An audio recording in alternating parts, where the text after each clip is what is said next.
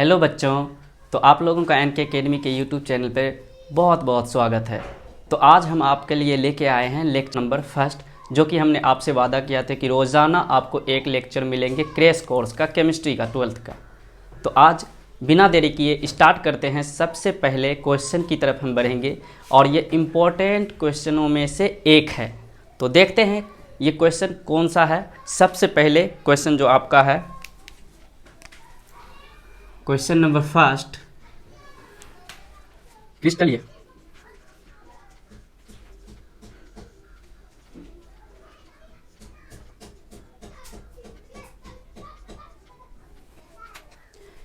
पहला क्वेश्चन है आपका, क्रिस्टलीय ठोस क्या होता है।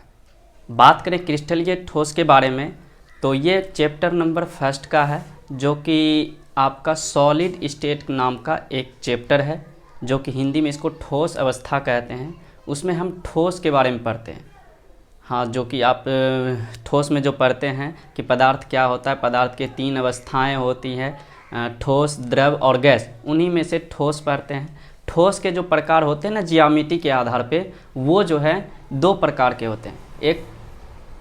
एक क्रिस्टलीय ठोस और दूसरा अक्रिस्टलीय ठोस, जो इसके बाद हम पढ़ेंगे। तो सबसे पहला है क्रिस्टलीय ठोस। क्रिस्टलीय ठोस किसे कहते हैं, परिभाषा को लिख लेते हैं, उत्तर दें।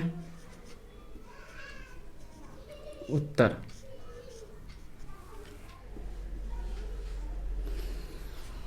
तो ये पहला क्वेश्चन है, क्रिस्टलीय ठोस क्या होता है। परिभाषा जान लेते हैं, उसके बाद समझते हैं क्रिस्टलीय ठोस क्या होता है।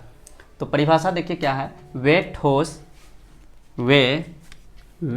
ठोस जिनकी ज्यामिति निश्चित हो एवं दीर्घपरासी हो, उसे क्रिस्टलीय ठोस कहा जाता है।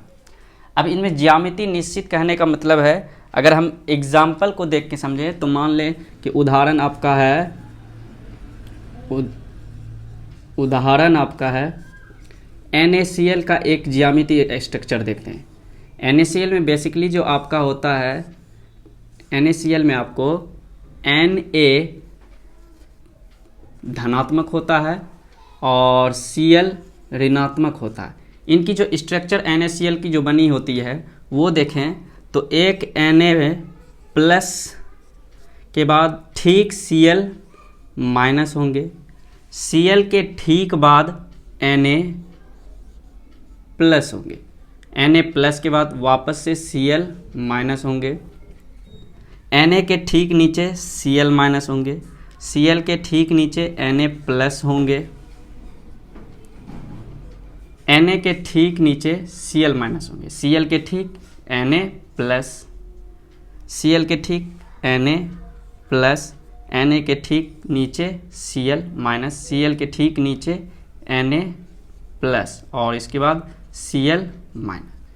और ये क्रम इस तरह से चलता रहता है। अब इसमें निश्चित कहाँ पे है ये मैं बताता हूँ। निश्चित आपको जो देखने को मिलेगा कि हम जो देखते हैं, एक Na के बाद देखिए डायरेक्ट Cl है, Cl के बाद डायरेक्ट क्या है, Na से जुड़ा है, Na से डायरेक्ट क्या जुड़ा है, Cl जुड़ा है। और आप किसी एक को पकड़ लें तो इनके चारों बगल जो होंगे वो Na प्लस की संरचना होगी। किसी Na को पकड़ लें तो इसके चारों बगल Cl की संरचना होंगी। इस तरह से घिरे हुए ये एक निश्चित क्रम में एक के बाद चलता रहता है। तो ये हो गया निश्चित ज्यामिति।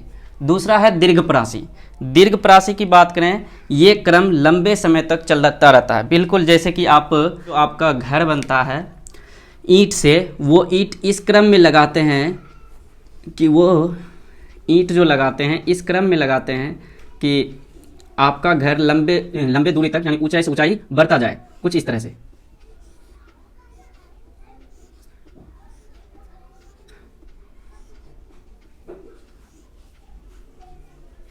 कुछ इस तरह से आपका ईंट जो होता है ये दीर्घपरासी होगा। ये कुछ देर चला और वो दीवार गिर जाए, ऐसा नहीं होता। ये लंबे समय तक चलता जाता है, इसी को बोलते हैं दीर्घपरासी। तो हमने समझा क्रिस्टलीय ठोस क्या होता है। तो बढ़ते हैं ठीक इसी के साथ दूसरे क्वेश्चन की तरफ, जो कि दूसरा क्वेश्चन बिल्कुल इसके दूसरे प्रकार है, जो अक्रिस्टलीय ठोस है। अगर इसमें एग्जाम्पल और भी देखना है तो आपके पास हो जाएंगे NaCl। NaCl को बोलते हैं सोडियम क्लोराइड, जो कि नमक का होता है एक ठोस। दूसरा आप ले लीजिए KCl, इसको बोलते हैं पोटेशियम क्लोराइड। अगला लेना है तो तांबा,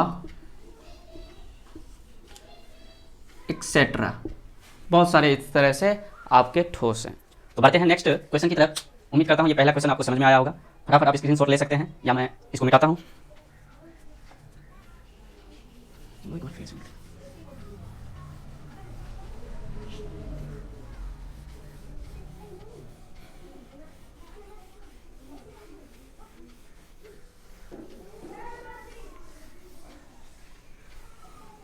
तो ये दूसरा क्वेश्चन है, उसी का दूसरा प्रकार है, ठोस का ही दूसरा प्रकार है, जिसे हमने ज्यामिति के आधार पर दो प्रकार से बांटा था।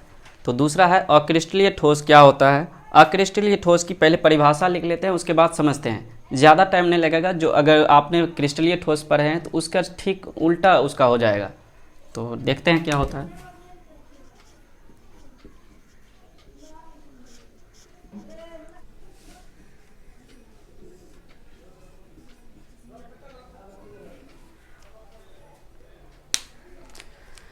तो ये दूसरा क्वेश्चन है आपका है अक्रिस्टलीय ठोस क्या होता है। तो इसकी परिभाषा को देख लें तो उसी का उल्टा है वे ठोस जिनकी ज्यामिति अनिश्चित हो, इस बार अनिश्चित, मगर वो क्रम में नहीं होना चाहिए। दूसरा लघु प्रासी हो, मतलब जो क्रम में नहीं होगा वो तुरंत ही गिर जाएगा, मतलब इसकी जो प्रास होगी कम समय तक होगी। और ये दीवार की बात एग्जाम्पल लिए थे, दीवार जो अगर टेढ़ा हो गया तो वो क्या हो जाएगा, तुरंत गिर जाएगा। तो उसे बोलते हैं लघु प्रासी। उदाहरण के तौर पर देखेंगे, ये इसकी किसमें आपको संरचना देखने को मिलता है। उदाहरण,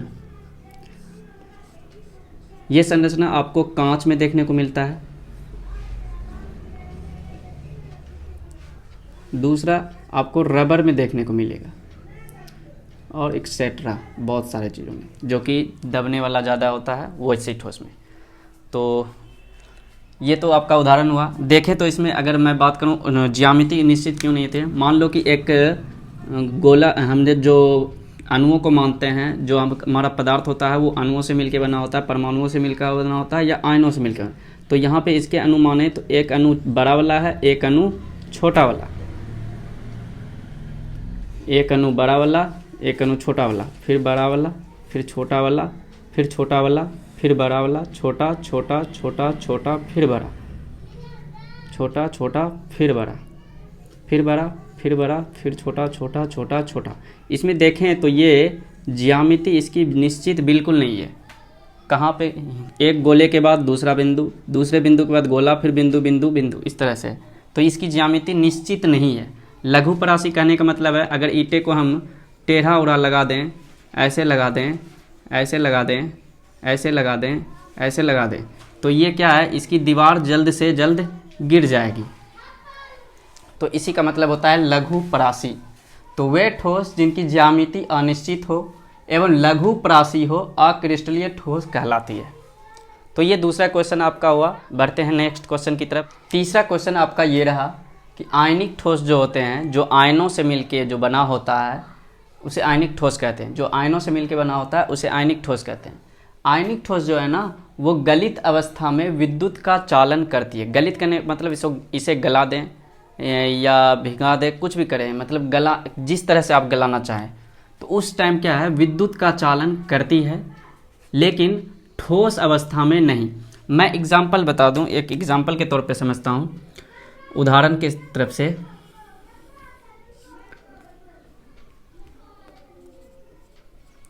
आपके पास उदाहरण है, आयनिक ठोस लेता हूं। आयनिक ठोस कहने का मतलब है Na जो आपका प्लस का होता है और Cl जो आपका माइनस का होता है, इनसे बना ये ठोस जो धनात्मक और ऋणात्मक, मतलब धनायन और ऋणायन से बने ठोस को आयनिक ठोस कहते हैं, जो कि ये NaCl है। इसे सोडियम क्लोराइड बोलते हैं, सोडियम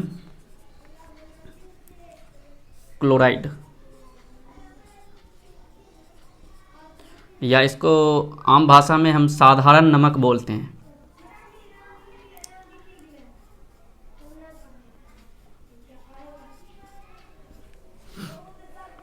तो इनमें देखो, आयनिक ठोस गलित अवस्था में विद्युत का चालन करती है परंतु ठोस अवस्था में नहीं। आयनिक ठोस का मतलब है कि आयनों से बना हुआ ठोस। आयनों से कहने का मतलब आयनिक यौगिक जो होते हैं ना, जो धनात्मक और ऋणात्मक से बने यौगिक, जैसे धनायन Na होता है धनायन और Cl होता है ऋणायन।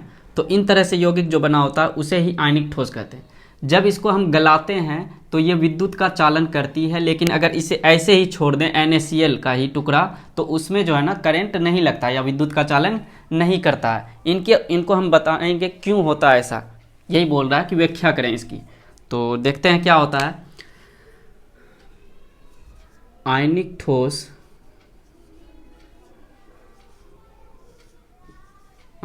ठोस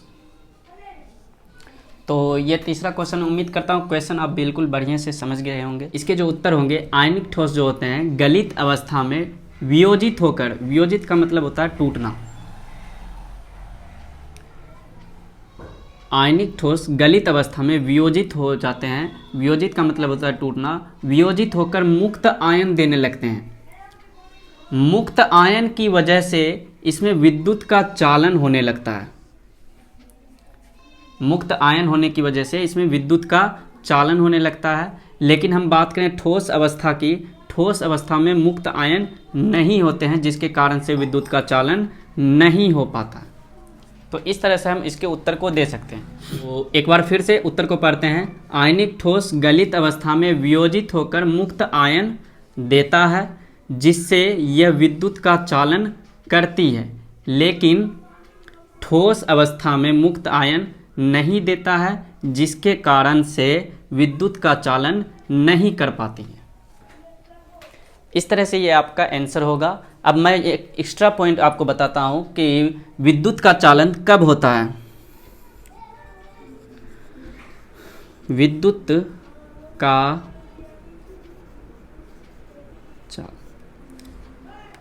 विद्युत का चालन आपको दो तरीके से देखने को मिलेगा। पहला, जब मुक्त आयन हो, जो कि आपने पढ़ा कि मुक्त आयन से विद्युत का चालन होता है। दूसरा, मुक्त इलेक्ट्रॉन हो। इन दो चीज़ों से विद्युत का चालन होता है।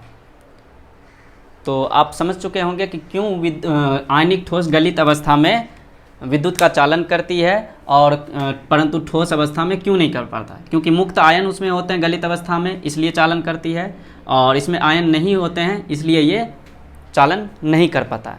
तो उम्मीद करता हूँ कि अच्छे से समझ में आया होगा तीसरा क्वेश्चन। बढ़ते हैं नेक्स्ट क्वेश्चन की तरफ से। छोटा सा क्वेश्चन होगा आपका। तो ये चौथा क्वेश्चन आपके पास ये रहा कि क्रिस्टल का कौन सा ऐसा दोष है, दोष मतलब होता है त्रुटि, मतलब उसकी कौन सी समस्या है जिसके कारण से उसका घनत्व क्या होता है, उसमें घनत्व पे कोई परिवर्तन नहीं होता। तो इस क्वेश्चन को पढ़ने से पहले आपको इसके दोष के बारे में पढ़ना पड़ेगा, लेकिन इसके दोष को हम आपको कल बताएंगे। अगला जो लेक्चर आने वाला है उसमें आपको हम इस दोष के जितने भी प्रकार हैं उसके बारे में हम आपको कल बताएंगे। फिलहाल आज के लिए आप उसको थोड़ा सा जान लो कि कौन सा वो दोष होता है। तो ये दोष आपका कहलाता है फ्रैंकल दोष।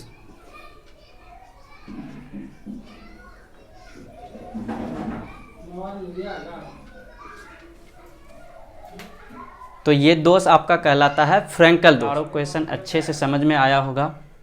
तो मिलते हैं आपके साथ नेक्स्ट लेक्चर के साथ, तब तक के लिए अलविदा।